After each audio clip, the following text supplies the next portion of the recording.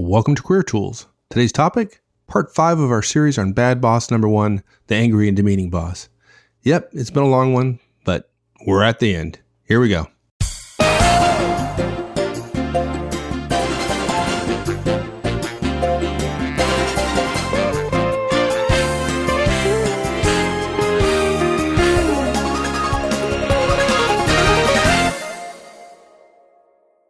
Okay, so we just want to set everybody where we are in the cast. This is one of our special longer casts, part of a series on bad bosses. This cast is about how to be effective in your career working for an angry or demeaning boss. We laid out the basics of bad bosses. We don't try to manage them, and we don't want them driving us to make a career decision on short notice, so we need to be effective working for them. This particular cast is about that anger, demeaning, loud, disrespectful, rude, unprofessional, immature, bad boss. And we've got 3 recommendations: coping, performing, and deciding. We covered coping earlier. We're in the middle of discussing performing now. We've talked about responding to what the boss needs and what she wants, as well as talking about speed and quality, and then communicating in her language. And I think now we're going to the idea of moving quickly. Don't wait, and deciding and acting, right? Yeah, I think a lot of folks fall into the trap. Again, they have this angry, demeaning boss that asserts her power all the time. And then so they take this kind of wait and see attitude.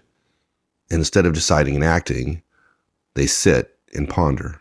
Yeah, it's the coping thing, right? It's I'm going to cope, I'm going to shrink, I'm going to wait. Look, I would rather not get in trouble than do something and get in trouble. But people get paralyzed, right? And so they just want to kind of squeak by. Right. If you feel like whenever you do something, you get in trouble, then why not just hide more, do less, and yeah. The problem is waiting or avoiding conflict only makes it worse with angry or demeaning bosses. They will still yell, but now they have 2 things to yell about: you and your work, plus the delay of you trying to stay out of the spotlight. Look, they tend to run hotter and faster than other people. Maybe their heartbeats are faster, but they pump less compassion per minute or per gallon. So they want things faster, usually. Most of us are going to have to act faster, even if it feels uncomfortable. Don't worry about feeling uncomfortable that you're moving too quickly, because they will probably still be moving more quickly than you. And I suspect that the phrase ready, fire, aim might have been coined by a direct of an angry boss. We're not letting you off the hook for quality. We're simply saying what they respect, or what they will tend to disrespect less, is moving quickly and taking action. If you don't know what to do, come up with a plan on the fly and do some things, and then report on what you did and what worked and what didn't work. Otherwise, they're going to fault you not only for not having it done, but for delaying as well. Okay, but you got to address for me what seems to me problematic. I'm just thinking that with an angry, demeaning boss, somebody who's willing to assert power here, the idea of deciding and not waiting and moving forward seems just fraught with risk. And under these conditions, I want to decrease risk, not increase risk. Right. Yeah, I'm sorry. Is this cast the risk reduction tools cast? I'm sorry. Yeah. Look, working for an angry or demeaning boss is by definition inherently more risky than working for a non-angry, non-demeaning boss. We can't make the risk go away. We can make it clear, and we can help you choose. There is risk. And the angry boss would say to us regarding the risk, why wait? Because waiting increases the risk. We're not saying that by acting fast, and sometimes even sloppily probably, that we eliminate risk. We're saying that of all the risks we're going to face with an angry boss, action risk is less dangerous to you and your career than delay risk or quality risk or relationship risk. Okay? We can't eliminate the risk, but we can tell you which risk over time will be the least dangerous. And that's action risk. Yes, when you take an action, you run the risk of being wrong. If you don't plan enough, right? Ready, aim, some people would say.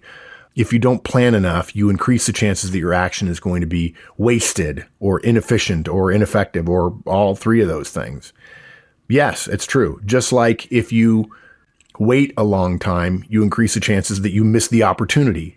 Or if you don't reach out to certain people, you may degrade the relationship. Or if you are selfish, you're going to create decaying relationships, which you won't be able to turn to later. All those things are true. At this point, because of the pressure you're under, because you work for an angry, demeaning boss who has power over you and can implement it to the detriment of your career, the question is, which of those risks are you going to choose? And the risk to choose is action risk. Angry and demeaning boss would it's better to get in trouble from them for doing things than it is for doing nothing, or for delaying, or perhaps shooting for more quality later. You would rather be punished for doing something and being wrong than for waiting. Good. Okay, so now we've coped. We're staying quiet and frosty. Right. We're delivering results, even though there's risk there. We're still right. There is risk. Results. We're not making that go away. Okay, so what do we do now? What's next? Yeah. Look, our last recommendation is to make a good career decision about the value of working for this angry boss. And I think actually I may have said some things that caused people to, I misled some people indirectly, or because I said, look, you don't have time to work for a bad boss. Just quit. Just get out of there. But usually when I respond that way, it's because somebody has described a situation that's so egregious.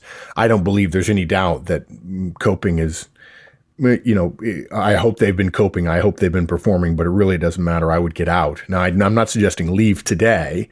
I am suggesting get some space and time to get a resume together and so on.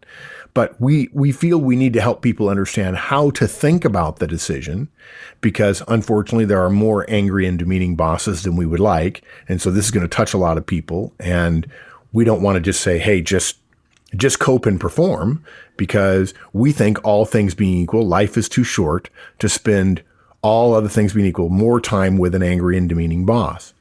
Of course, all of the things are not always equal. They never are. But look, any decision taken too fast in a situation like this is probably not good. If you're not coping and you're not performing, you may not get to make the decision. The decision is going to be taken out of our hands. So what we recommend is coping and performing to give ourselves time and breathing space so we can keep our job decision ours by us, of course, keeping our job to begin with.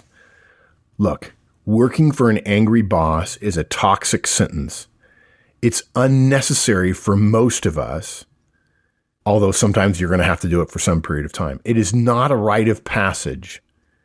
It is not a badge of honor.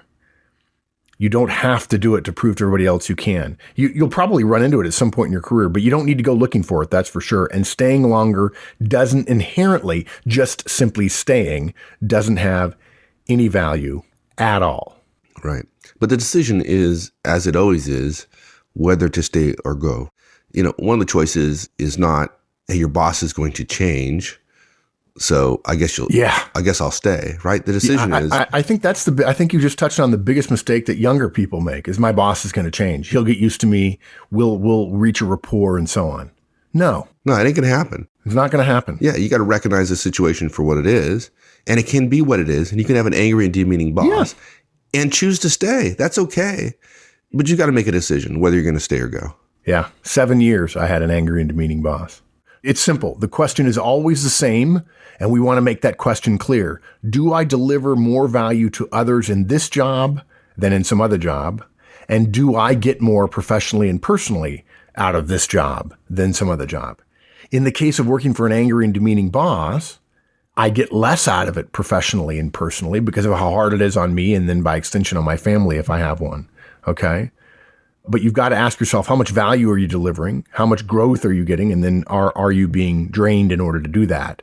If you can find a better job, one that allows you to deliver more value, and we assume that if you're delivering more value to the marketplace, not micro efficient, but in general macro efficient, you'll be making more money. If you can find a better job, go.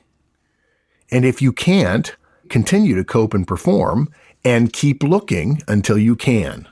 Okay, so give me a framework though for evaluating that decision. What do I look at? I got to tell you, these last two bullets about relative growth and emotional toll, and also track record, actually two of the last three bullets, are so important. We did not put them at the end of the cast to bury them. We put them because they come at the end of the process of becoming effective working for an angry or demeaning boss. But the first one is we want to compare our relative growth during this time versus the emotional toll we're going through. when you work for a toxic boss, an angry boss in this case, we have to consider something we don't consider with other jobs, which is the emotional toll. Okay? Some of us are more susceptible to feeling beaten up, and we take our frustrations home and we reduce the quality of our family life. And some of us simply say, guy doesn't have a gun. I'm fine. Right? He doesn't bother me. He looks like an idiot. I think he's an idiot. He behaves like an idiot. And that's not me. Well, neither of those is right or wrong, frankly, but. No, it's not. Either one is completely reasonable self-assess, right? I mean, it's. But you said it there. There's a self-assessment going on. So it doesn't matter which path you choose, but you damn well better know which one you are. And stop kidding yourself about being the latter while acting like the former. Yeah, exactly. If you think you're a tough guy, if you think you're tough and then you're not, that is draining you fast, right? Right. Yeah. So it's okay to say, this sucks. I'll take a cut and pay to avoid speaking to my son the way I just did, the way my boss did to me earlier today, because I carried that home with me. I don't care who you are. If you're not clear about where you are on that emotional spectrum of how much toll it's taking on you, that'll happen to you. And if it happens a lot, sit up and take notice. And that's why we recommend the coping and performing first, so that when you're ready to decide, when you recognize you've got enough data, you've got your resume is still okay, and you've given yourself space to make a surge. But it's important though, if all we look at is emotional toll, none of us would stay very long in a role like this, except unfortunately the people who can probably least handle it, but need their employment desperately. The key here is to ask, okay, if I'm going to put up with this level of, it's crap, right? What am I going to get out of it? Can I stand this if I get the big promotion? Can I do this for 6 more months to help my spouse finish his degree or my wife have her baby with her longtime family doctor? You've got to compare your growth in this time versus the emotional toll. And compare it to other jobs that you've experienced. And if this is your first job, then that's a very hard thing to do. The likely carrot to your boss's stick is we suggest you consider, is this job so much better in terms of relative career growth that it's worth it? Do I get more out of it career-wise than I have to pay for in emotional distress? And in my experience, this is my experience, I'm not saying it's everybody's, in my experience, too many people mistakenly believe that it will.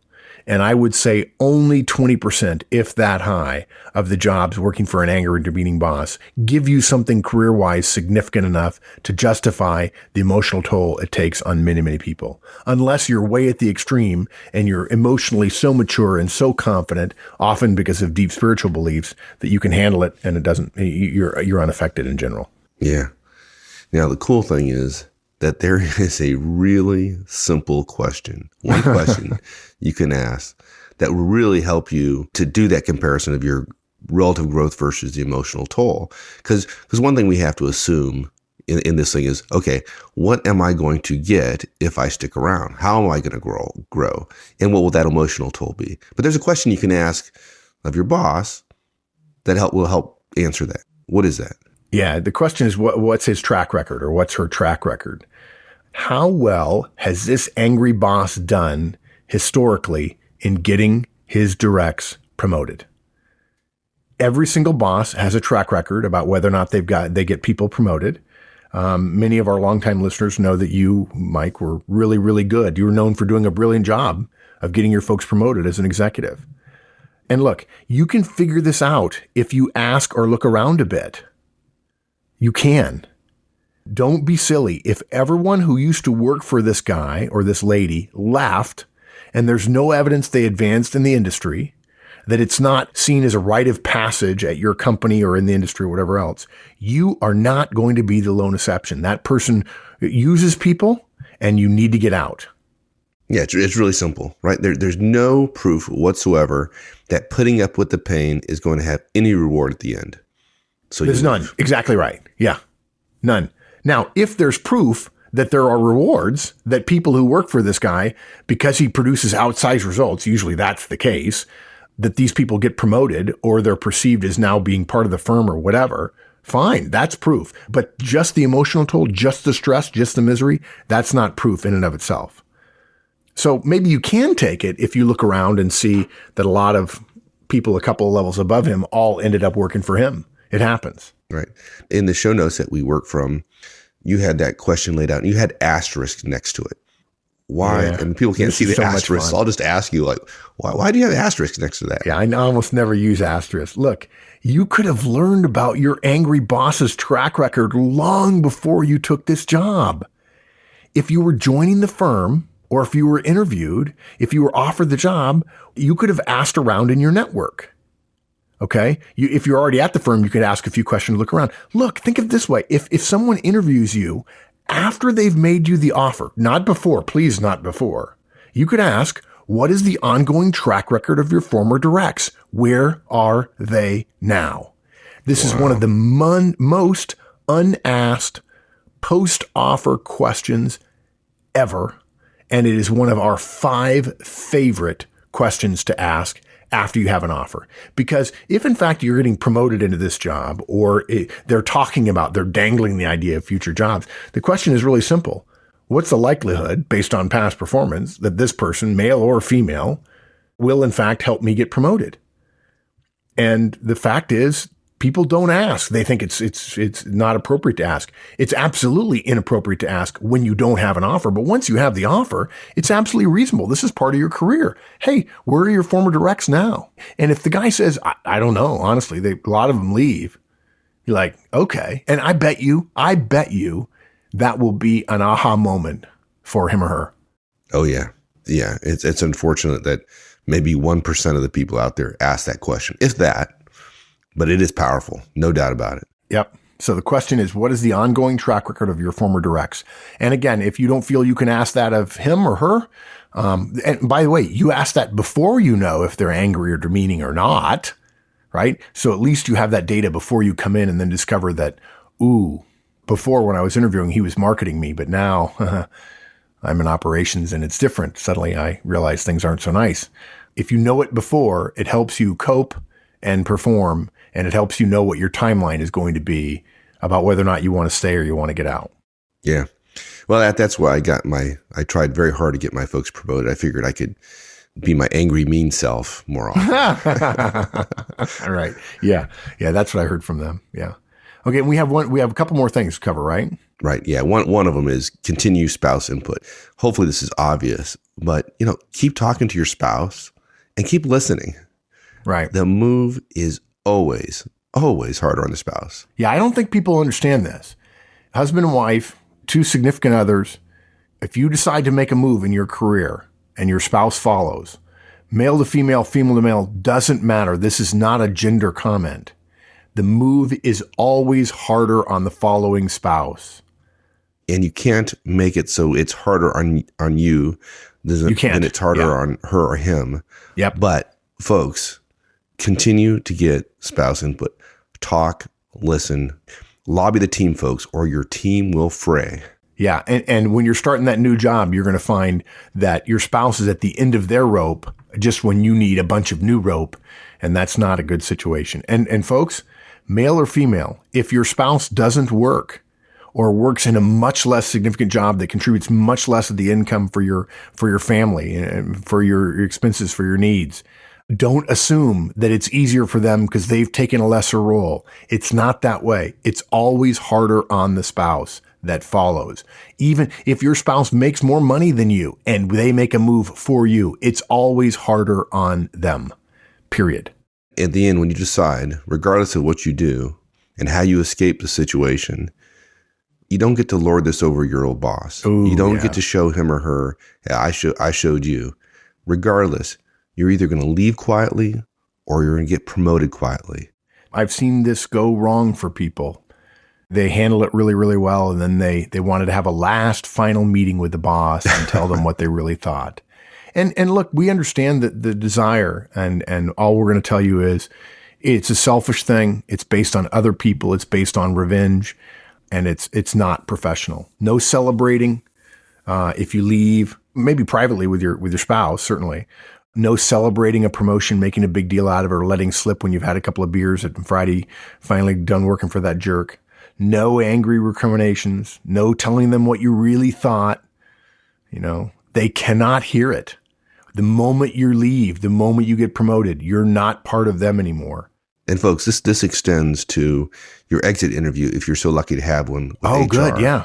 Exit interview HR. This is not the time to dump on HR all your old feelings about your boss. It will do absolutely no good and potentially do you a lot of harm. Yeah, the closest you can ever get to a comment in an exit interview is somebody said, Joe is certainly demanding. And you just raise your eyebrows and say, he certainly is. And if they say, would you care to comment? And you might pause for a moment and then say, I think it would be inappropriate for me to comment at this time. And just let that pause hang there and look them right in the eyes if to say, you and I both know what the heck's going on. It's your job to change it. You're not doing it. And I'm not going to be the person who's known for ratting him out because I don't have the power to change it. And unfortunately, folks, watch your back because you still have one. The road of your career is long. And the underlying theme of this show is stay frosty, even at the end. There you go. So that was a long one. Why don't you sum up us real quick? Where did we start this conversation? It was 6 months ago, I think. It was okay. Look, this is the start of a series of casts about bad bosses. The first one is obviously the one that gets the most press, the angry and demeaning boss. We talked about our bad boss basics that always apply with any boss, and then we talked about the fundamental the premise of this show, which were cope with that angry boss. And we gave some things to help you get more time and emotional space, things to perform to be more effective in working with your boss. Not that those things aren't good with any boss, but we tried to highlight the things that were key for angry and demeaning bosses. And then lastly, we tried to give you some guidance on how to decide whether you want to stay or go in this particular situation. Cope, perform, and decide. That's how you can handle one or perhaps even more than one angry and demeaning bosses in a long and successful professional career. Good. This is going to be a good career tool because you're going to come back to this over the next 20 or 30 years and want to revisit this. Unfortunately, you're very fortunate if you only work for one bad boss your entire career. I don't recommend it for 7 years, but if you have to, if the job's good enough, this cast will help you get through it. Good enough. All right. Thanks, my friend. Thanks, partner. We'll see you. That's it, everyone. And that's all you got to know about dealing with the angry and demeaning boss.